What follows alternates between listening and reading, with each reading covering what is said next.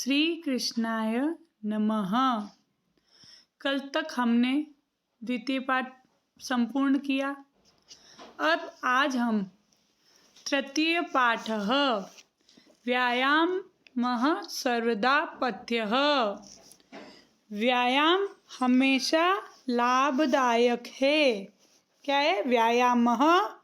व्यायाम यानी एक्सरसाइज जो हम करते हैं सुबह सुबह, सर्वदा यानी हमेशा, पथ्य यानी लाभदायक है, पथ्य यानी अच्छा रास्ता है, सही है। प्रस्तुतो अयं पाठः आयुर्वेदस्य प्रसिद्ध ग्रंथः सुश्रुतसंहिता इत्यस्य चिकित्सा स्थाने वर्णित चतुर्विंशाध्यायात् समृद्धतो अस्ति। क्या बताया है? प्रस्तुतो अयम पाठ, प्रस्तुत जो पाठ है यह व्यायाम सर्वदा पथ्य वाला, यह कहाँ से आया है? आयुर्वेद के प्रसिद्ध ग्रंथ सुश्रुत संहिता के चिकित्सा स्थान में वर्णित 24वें चतुर्विंशाध्यायात मतलब 24वें अध्याय से संकलित है। समृद्धतो अस्ति, संकलित है। क्या है? समुद्रतो अस्ति, संकलित है। अस्मिन् आचार्य सुश्रुतः व्यायामस्य परिभाषां तेन जायमानान् लाभान् च निबोधयति। इसमें आचार्य सुश्रुत ने व्यायाम की परिभाषा बताते हुए उससे होने वाले, परिभाषा बताते हुए क्या बताए? उससे होने वाले लाभों की चर्चा की है। लाभान च निबोधयति, लाभों की चर्चा की है। फायदे क्या क्या है उनके बारे में बताया कि एक्सरसाइज से हमें क्या क्या फायदे होते हैं।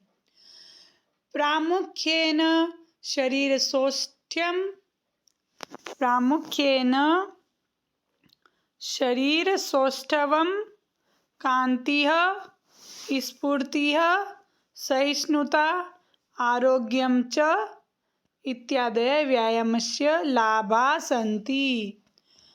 प्रमुख रूप से क्या क्या फायदे हैं? प्रमुख रूप से शरीर में सुगठन मतलब अच्छा गठीला शरीर होता है, ताकत आती है। फिर कांति यानी चमक, शरीर में जो चमक, ग्लो जो होता है वो। स्फूर्ति आती है, फुर्तीलापन। क्या आता है? फुर्तीलापन। सहिष्णुता, सहन करने की शक्ति। आरोग्यम यानी कभी बीमार न रहना, निरोगता उत्पन्न होती है। तो इत्यादि आदि व्यायामस्य लाभा सन्ति, व्यायाम के प्रमुख लाभ है। अब हम एक एक श्लोक पढ़ेंगे। शरीरायास जननम कर्म व्यायाम संगीतम तत्कृत्वा तु सुखम देहम विमृदनीयात् समन्ततः। शरीरायास जननम, अन्वय क्या बनेगा? शरीरायास जननम कर्म व्यायाम संगीतम। शरीरायास जन्म क्या मतलब होता है? शरीरायास जन्म होता है शारीरिक परिश्रम से उत्पन्न। शरीरायास जन्म मतलब शारीरिक जो श्रम करते हैं उससे उत्पन्न, शरीर से जो श्रम करते हैं, शारीरिक परिश्रम, उससे उत्पन्न जो थकावट उत्पन्न हो जाती है वो वाला कर्म यानी कार्य। व्यायाम संगीतम, शारीरिक परिश्रम करने से जो थकावट उत्पन्न होती है वो वाला कार्य करने को हम क्या कहते हैं? व्यायाम संगीतम, उसे व्यायाम कहते हैं, व्यायाम नाम दिया जाता है। शरीरायास जननम, शरीर से जो परिश्रम किया जाता है, थकावट उत्पन्न करने वाली जो कार्य किया जाता है उसे व्यायाम कहा जाता है। तत्कृत्वा तु सुखम देहम विमृदनीयात् समन्ततः, तत्कृत्वा उसको करके, किसको, व्यायाम को करके, तत्कृत्वा उसे करके, तू सुखम तुम सुखपूर्वक, देहम शरीर की, व्यायाम को करके क्या करना चाहिए, तत्कृत्वा तू सुखम उसको करके, सुखपूर्वक, देहम अपने शरीर की, विमृदनीयात समन्ततः, विमृदनीयात यानी मालिश करनी चाहिए, किसकी, पूरी तरह, समन्ततः पूरे शरीर की। एक्सरसाइज करने के बाद क्या बोला गया है, हमारे पूरे शरीर की मालिश, तेल से मालिश करनी चाहिए। तो इसमें ये बताया गया है, शरीरायास जननम कर्म व्यायाम संगीतम, जो शरीर से जो हम कर्म करते हैं थकावट वाला, उस कार्य को हम क्या कहते हैं, व्यायाम कहते हैं। और तत्कृत्वा उसको करने के बाद जो सुख, हमारा जो उसको करने के बाद जो सुख पूर्वक सहज रूप से हमारे शरीर के लिए, शरीर को पूरी तरह से चारों पूरे शरीर में क्या करनी चाहिए, तेल से मालिश करनी चाहिए। तो ये हमें एक इंस्ट्रक्शन दिया गया है व्यायाम के लिए कि व्यायाम से हमें क्या फ़ायदा होता है। फिर है दूसरा श्लोक, शरीरोपचय कांतिर्गात्राणाम सुविभक्तता, दीप्ताग्नित्वमनालस्यम स्थिरत्वम लाघवम मृजा।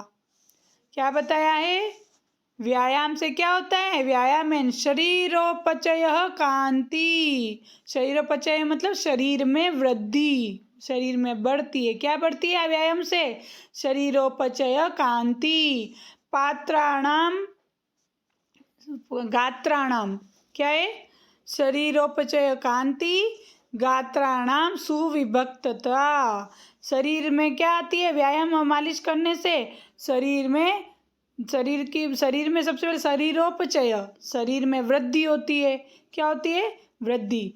फिर कांति मतलब चमक, और गात्राणाम तो शरीर के जो अंग होते हैं उनमें क्या होता है, शरीर के अंगों में सुविभक्तता, सुविभक्तता मतलब शारीरिक सौंदर्य उत्पन्न होता है, सुगठित हो जाता है, शारीरिक स्वस्थवान बन जाता है व्यक्ति, शारीरिक सौंदर्य होता है, होता है उन्हें।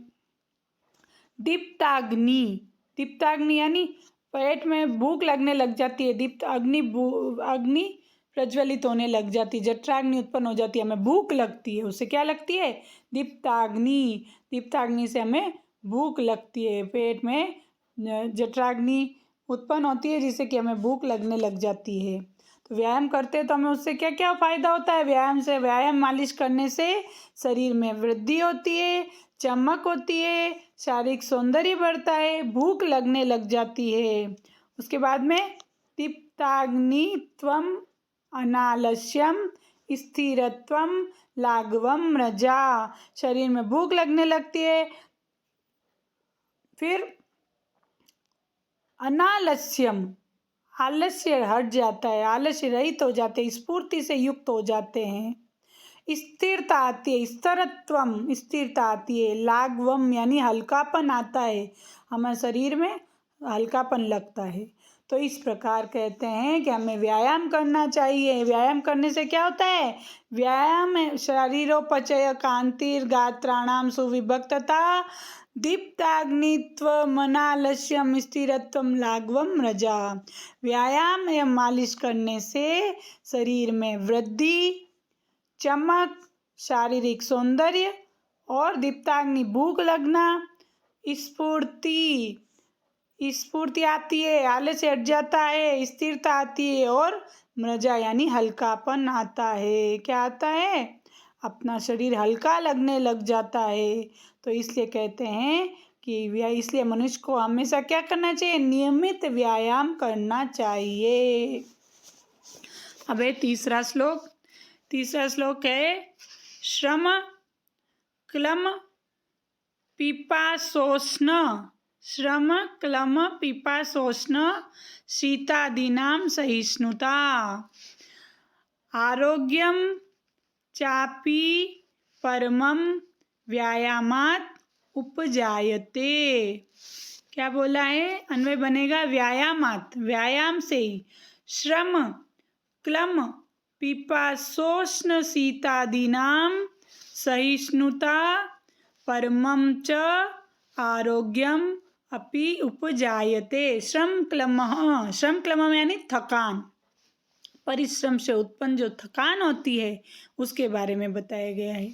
पिपासा यानी प्यास, उष्ण गर्मी, शीतादि नाम शीत यानी सर्दी आदि जो मौसम होते हैं सर्दी आदि, सहिष्णुता सहन करने की शक्ति, सहिष्णुता मतलब क्या होता है सहन करने की शक्ति, परमम महान यानी अत्यधिक, आरोग्यम रोग रहित हो जाता है, निरोगी हो जाता है, उपजायते यानी उत्पन्न होती है। तो इसमें बताया है श्रम क्लम पिपासोष्ण, व्यायाम से क्या होता है थकान होती है। श्रम क्लम पिपासो, श्रम क्लम यानी व्यायाम से, श्रम क्लम यानी थकान होती है।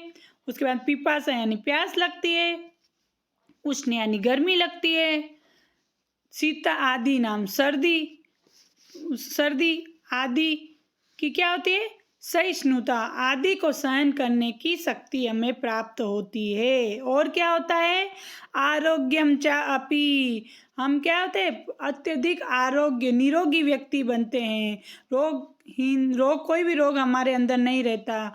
आरोग्यम चापी परमम व्यायामात उपजायते, ये सभी व्यायाम से उत्पन्न होते हैं। इसलिए हमें सदा क्या करना चाहिए व्यायाम करना चाहिए। तो पूरा अर्थ क्या हुआ व्यायाम से थकान, प्यास, गर्मी, सर्दी आदि की सहनशीलता और परम आरोग्यता अर्थात कोई भी रोग नहीं रहता, रोगहीनता उत्पन्न हो जाती है। अतः हमें नियमित क्या करना चाहिए व्यायाम करना चाहिए।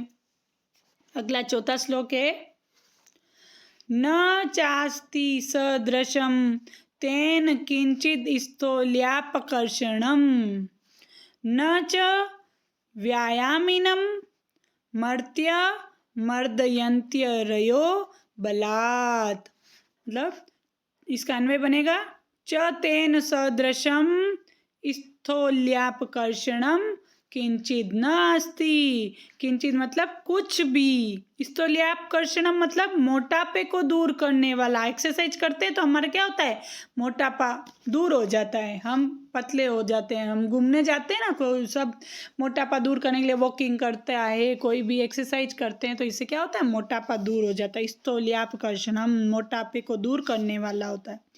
व्यायामिनम व्यायाम करने वाले को, मर्त्यम मर्त्यम यानी मनुष्य, एक कोई भी व्यक्ति मनुष्य मानव, अर यानी शत्रुघ्न, अर्धयंती कुचल डालते हैं। जो व्यायाम करता है वो क्या करता है, इसका अर्थ हुआ न चास्ति सदृशम तेन, और कोई भी और उस व्यायाम के समान नहीं है, कोई भी नहीं है। क्या नहीं है मोटापे को दूर करने वाला कुछ भी साधन नहीं है। किंचित स्थौल्यापकर्षणम वो बता रहे न चास्ति कुछ भी नहीं है, सदृशम तेन मोटापे, किंचित स्थौल्यापकर्षणम उस व्यायाम के समान कोई भी इलाज नहीं है। मोटापे को दूर करने का कोई भी साधन नहीं है। आप भले कितनी भी दवाइयाँ ले लो, कुछ भी ले लो, लेकिन उसको छोड़ने के बाद मोटापा वापस हो जाता है। इसलिए एक्सरसाइज व्यायाम ही सर्वश्रेष्ठ उपाय है मोटापे को दूर करने का। और न च व्यायामिनम मर्त्य मर्दयन्त्य रयो बलात्, और व्यायाम करने वाले मनुष्य को शत्रुगण, कोई भी शत्रु भी बलपूर्वक नहीं कुचल सकता, नहीं उससे लड़ सकता है। बलपूर्वक कोई भी नहीं लड़ सकता। इसलिए व्यायाम में इतनी ताकत है वह कोई भी शत्रु उसको नहीं हरा सकता, नहीं कुचल सकता। तो हमें क्या करना चाहिए, हमें हमेशा व्यायाम करना चाहिए, जिससे हम बलिष्ठ व्यक्ति बनते हैं, शक्तिवान बनते हैं। आज के लिए इतना ही काफ़ी है।